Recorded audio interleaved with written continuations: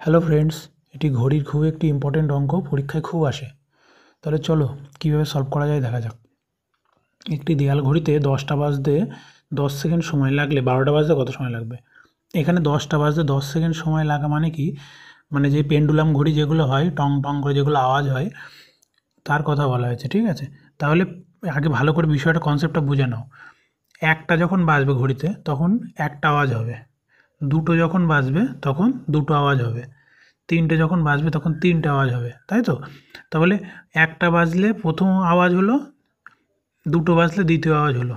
তাহলে এর মধ্যে সময়ের গ্যাপ কত? একবারই সময়ের গ্যাপ হলো, ধরো এটা টি, টি সময় পর মনে করলাম বাজলো। তাহলে আবার যখন তিনটে বাজবে তখন এর মধ্যে সময়ের গ্যাপ হবে কত? সেম সময়ের গ্যাপ টি। এবার যখন চারটে বাজবে তখন আবার টি সময় পরে বাজবে। তাহলে চারটে বাজতে কত সময় লাগছে? 3t সময় লাগছে। এমন কিন্তু কোনো ভাবার কারণ নেই চারটে বাজবে মানে 4 সেকেন্ড সময় লাগবে বা 4t সময় লাগবে। এই আমাদের গ্যাপগুলো ক্যালকুলেশন করতে হবে। তাহলে চারটে বাজতে 3t সময় লাগছে। সিমিলারলি 10টা বাজতে এই হিসাবে কত সময় লাগবে? 9t সময় লাগবে 10টা বাজতে।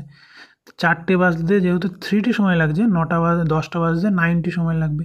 তাহলে এই 9t সময়টা কত বলেছে? 10 সেকেন্ড। তাহলে টি এর মান কত? 10/9।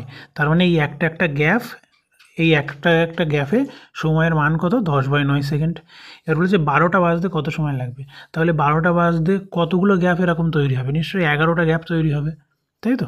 তাহলে 11টির ভ্যালু বের করতে হবে। 11টি মানে 11 ইন্টু 10/9, মানে 110/9। এটা করলে কত হবে? 9 108, 12×2/9। বোঝা গেল? তাহলে 3 নম্বর অ্যান্সার হবে। একদম সহজ অঙ্ক। Thank you.